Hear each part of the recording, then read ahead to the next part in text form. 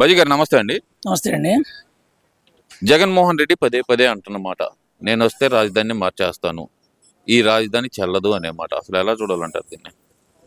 అందుకని చెప్పేసి పార్లమెంట్లో అక్కడ చట్ట పద్ధతి చేసింది కూడా అందుకనే. ఎందుకంటే ఇలా రావచ్చేమో అనే ఉద్దేశంతోనే పొద్దాకలే ఎవరు పడే వాళ్ళు మళ్ళీ గవర్నమెంట్లు మారినప్పుడు రాజధాని మారకుండా ఉండటానికే గట్టి నిర్ణయం తీసుకొని లోక్సభ రాజ్యసభలో బిల్ పాస్ చేసి దాని ఏకైక రాజధాని అమరావతిని ఫైనల్గా చేసింది కూడా కారణం అదే.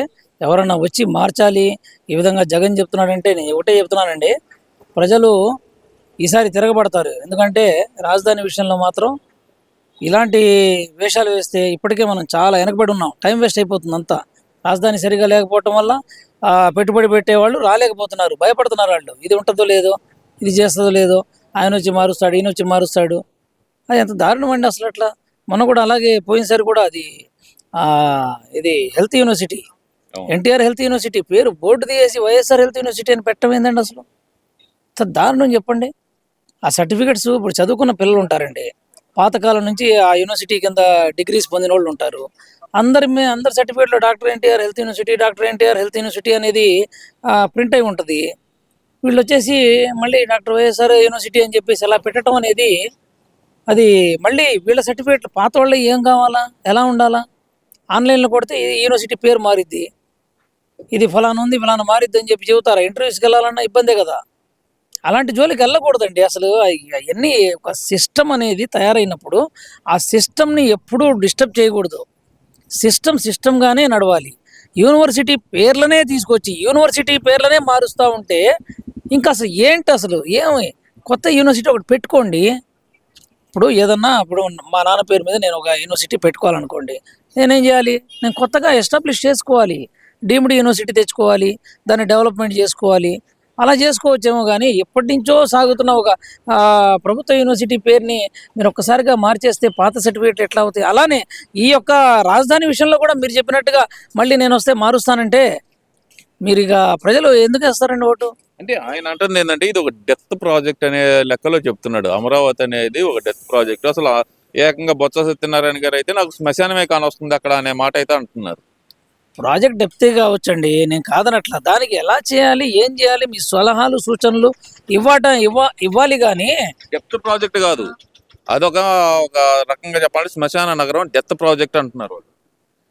శ్మశాన నగరమో లేకపోతే ఇంకోటో లేకపోతే ఏదో 2014లో అప్పుడు రాష్ట్రం విభజన జరిగినప్పుడు ప్రభుత్వం, కూటమి ప్రభుత్వం అప్పుడు ఉన్నప్పుడు ఆ టైంలో మరి మీరు ఉండి దగ్గరుండి మేము కూడా దానికి సమ్మతమే అని చెప్పి శాసనసభలో చెప్పినప్పుడు మాట మార్చి మీరు 2019లో అధికారంలో వచ్చి మీరు మళ్ళీ 3 రాజధానుల అంశాన్ని లేవనెత్తినప్పుడు మీరు చేసిన తప్పుగానే కనబడుతుందిగా క్లియర్గా.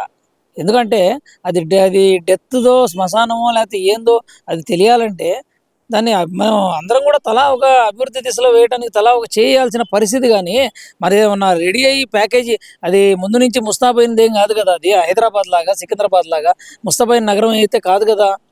దాన్ని అభివృద్ధి చేసుకోవాలి. రాజధాని లేని రాష్ట్రం మంది, రాజధాని ఉన్న రాష్ట్రం కాదు. విడిపోయేటప్పుడు రాజధాని లేని రాష్ట్రం కాబట్టి దాన్ని రాజధానిని తీసుకొచ్చి రాజధానిని మనం నించోబెట్టుకోవాల్సిన పరిస్థితి ఉన్న సమయంలో మీరేమో ఇది శ్మశానం, ఇది ఏమి లేదు, ఖాళీ స్థలమే ఉంటుంది. హైదరాబాద్ ఎలా ఉంది 1950లో 40లో చూస్తే ఎలా ఉందండి? ఎలా ఉంది? ఇప్పుడు ఎలా మారింది? 50 ఏళ్ళు 60 ఏళ్ళ తర్వాత ఎలా ఉంది? అలాగే మీకు కూడా 10-15 ఏళ్ళ తర్వాత దాని రూపురేఖలన్నీ వస్తాయి. ప్రజలకు కూడా అర్థమైంది. ఇప్పుడు ఒక్కళ్ళకి ఈ సీనియర్ అంటుంటే ఆయనకి 2014 మనం ఛాన్స్ ఇచ్చాము, ఆయన కన్నా ఈయన ఒక ఛాన్స్ అడుగుతున్నాడు కదా, ఒక యువకుడు కదా, ఉత్సాహవంతుడు, ఇంకా స్పీడ్గా అభివృద్ధి చేస్తాడని 19లో కట్టబెట్టారు అధికారం. ఇప్పుడు ప్రజలు మళ్ళీ వెంటనే ఒక ఆలోచనకు వచ్చారు. వాళ్ళు ఈ 5 ఏళ్లలో వాళ్ళు ఏం చేయలేదు కదా, 3 రాజధానులు అన్నారు, మళ్ళీ మాకు ఇబ్బందులు, రోడ్ల మీద నిలబడి ఆడ ధర్నాలు చేసుకుంటామని చెప్పేసి రాజధాని ప్రాంతాల రైతులు కానివ్వండి, అందరూ కూడా అభివృద్ధి లేకుండా, గుంటలు లేకుండా, రోడ్లు గుంటలమయం కానివ్వండి, ఇన్ని రకాలుగా చూసుకుని మనం ఏది చెప్పుకోవడానికి కూడా చాలా మనకు టైమే సరిపోదు, అంత ఉంటుంది. అవన్నీ చూశారు కాబట్టి ఇప్పుడు మీరన్నట్టుగా ఇది శ్మశానమో విధానమో దాన్ని అభివృద్ధి చేసుకునే దిశగా 15 ఏళ్ళు 20 ఏళ్ళు ఒకటే ప్రభుత్వం ఉంటేనే కానీ ఒక లైన్లో రాదు అనే ఒక నిర్ధారణకు వచ్చారు ప్రజలు.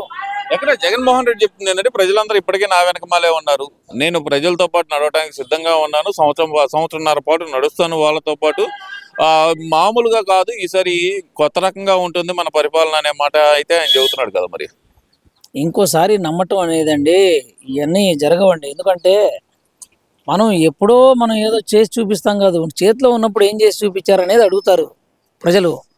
ఏ రోజు ఆ రోజు మనకి ఏంది అసలు డేటా అంతా మనకి చూస్తూ ఉంటారు ప్రజలు. ఎవరెవరు ఎక్కడికి వెళ్ళారు, ఏ మినిస్టర్ ఏ ఓపెనింగ్కి వెళ్ళారు, లేకపోతే ఏ ప్రభుత్వం ఏ నిర్ణయం తీసుకుంది. ఇప్పుడు ప్రతి దాన్ని కూడా మీకు మీ మీడియాల ద్వారా కానివ్వండి, అన్నిటి ద్వారా కూడా ఈ ఏది దాచిపెట్టడానికి లేదు, అన్నీ బయటకు వచ్చేస్తాయి పరిస్థితి. కాబట్టి ఏంటంటే ఇవన్నీ కూడా ఏంటంటే ప్రజలు బాగా గమనించారు. ఒక్క ప్రభుత్వమే కంటిన్యూగా ఒక 3-4 సార్లు ఉంటే కానీ ఈ యొక్క రాజధాని అంశం అనేది తెగదు. రాజధాని అంశం అనేది ఒక స్టాండర్డ్ నిలబడదు. ఒక స్టాండర్డ్గా దాని యొక్క ఆ యొక్క ఎస్టాబ్లిష్ అవ్వటం అనేది అవ్వాలంటే ఒక్క ప్రభుత్వమే దీన్ని కంటిన్యూ చేస్తే బాగుంటుందనే ఉద్దేశం అయితే కనబడతా ఉంది నేను వచ్చే పక్కగా. సినిమా చూపిస్తాను అంటున్నాడు మరి జగన్మోహన్ రెడ్డి. అవన్నీ ఇవన్నీ వాళ్ళకే వదిలేసిన అలాంటి మాటలకి మేము సమాధానం ఇవ్వలేము. ఎందుకంటే మా మా దిశగా మేము చెప్పేది ఒకటేనండి. నేను నా పిల్లల భవిష్యత్తు నేను ఆలోచిస్తా, నేను నా ఇంటి భవిష్యత్తు నేను ఆలోచిస్తా. నాకు కావాల్సింది ఏంది, నాకు తక్కువ ధరలో నిత్యావసర సరుకులు కానివ్వండి, గ్యాస్లు కానీ, ఇప్పుడు పరిస్థితి ఎంతో టైట్గా ఉన్నప్పటికీ కూడా బయట ఏది గ్యాస్ విషయం కానీ యుద్ధాల వలన అవి కూడా మనకు అందుబాటులో కొంచెం ఏదైనా మా ఫ్యామిలీ కొంచెం అన్నిటినీ కూడా లిబరల్గా మాకు అన్నీ కూడా జరుగుతూ ఉండే ప్రభుత్వం నాకు కావాలి అనే ఉద్దేశం ఆలోచిస్తాం మనం. మనకంతా రేట్లు పెరగటం కానివ్వండి, లేకపోతే బయటకు వెళ్ళినప్పుడు అభివృద్ధి లేకపోవటం కానివ్వండి, పిల్లలకి అవకాశం లేకపోవటం, లేకపోతే పెద్ద పెద్ద కంపెనీలు రాకపోవటం కానివ్వండి, ఇక్కడ ఇలాంటివి మేము అయితే కోరుకోం కదా. మేము కోరుకునేది ఎంతసేపటికే రాష్ట్రం అభివృద్ధి అయితే మన పిల్లలు అభివృద్ధి అవుతారు, రాష్ట్రం అభివృద్ధి ముందడిగేస్తే మన పిల్లలు ముందడికి వెళ్తారు. మనకు కావాల్సింది అభివృద్ధి మనకి, అంతేగాని వేరేదైతే లేదని చెప్పి నేను తెలియజేస్తున్నాను. మీరేమో ఆ మాట అంటున్నారంటే, ఆయనేమో చాలా కాన్ఫిడెంట్ గా చెబుతున్నాడు. ఇప్పుడు మీరు చట్టం చేసినంత మాత్రాన చెల్లిద్ది అనుకుంటున్నారా? నేను వస్తే నేను చట్టం మార్చలేనా, ఇప్పటికి రాజ్యాంగం చాలా సార్లు మార్చామనే మాట అయితే ఆయన అంటున్నారు. మరి మారుస్తారండి, రాజ్యాంగంలో అవసరాన్ని బట్టి మారుస్తారు, కాదనట్లా. ఇక్కడ అంత అవసరాలు ఏమీ వచ్చి పడలేదు ఇక్కడ మన దాంట్లో మార్చే అంత అంశాలు కూడా. ఎందుకంటే ఇక్కడ మంచి పెద్ద రాజధాని కట్టాలని అన్ని వేల ఎకరాలు భూమి రైతులు స్వచ్ఛందంగా బయటకు వచ్చి ఇవ్వటం జరిగింది. ఎందుకంటే ఇండియాలోనే మొత్తం దేశంలోనే ఒక మంచి బ్రహ్మాండమైన రాజధాని కడతారు. చంద్రబాబు నాయుడు గారు కానివ్వండి, కూటమి ప్రభుత్వం కానివ్వండి, వాళ్ళందరూ మాట మీద ఉన్నారు, కడతారు. ఏ విధంగా అయితే మన కళ్ళ ముందు చంద్రబాబు గారు క్రియేట్ చేసిన సైబర్ ఇది కానివ్వండి, అక్కడ ఏది మన సికింద్రాబాద్లో ఇది కానివ్వండి, అదంతా వాళ్ళకి కనబడుతూ ఉంది. కాబట్టి ప్రత్యక్షంగా ఒకానొకప్పుడు మోడీ గారే చెప్పారు కదా. ఏమని చెప్పారు మోడీ గారు? చంద్రబాబు నాయుడిని చూసి నేను చాలా ఇచ్చేసేవాడిని, ఇమిటేషన్ చేసేవాడిని అని. అది అభివృద్ధి చేసే విషయంలో అంత పెద్ద ప్రధానమంత్రి ఆయనే ఒప్పుకున్నారు. ఇక ఆ సీనియారిటీ ఏందనేది. కాబట్టి ఏంటంటే ఆయన ముందు చూపు విజన్ అనమాట. ముందు విజన్ అనమాట. అంటే ఇప్పటి నుంచే ఒక 30 ఏళ్ళ తర్వాత 40 ఏళ్ళ తర్వాత ఎలా ఉండబోతుంది అనేది ఆయన చూపిస్తారనమాట. అలాగా దాన్ని మనం దృష్టిలో పెట్టుకున్నారు ప్రజలు. దాన్ని దృష్టిలో పెట్టుకొని కాన్ఫిడెన్స్ అనేది సీనియారిటీ కావాలి అనేది పక్కాగా తెలుసుకున్నారండి. అందులో నేను కూడా ఒకడిని. ఎందుకంటే నేను కూడా అదే కోరుకుంటున్నాను. నేను కోరుకునేది ఏంటి, నాకు కావాల్సింది నాకు అభివృద్ధి.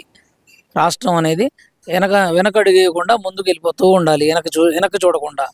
ఆ దిశగా రాష్ట్రాన్ని తీసుకెళ్లే నాయకుడు మనకు కావాలి. ఈ కూటమి ప్రభుత్వం వల్లే అవుతుందని చెప్పి నా ఆలోచన.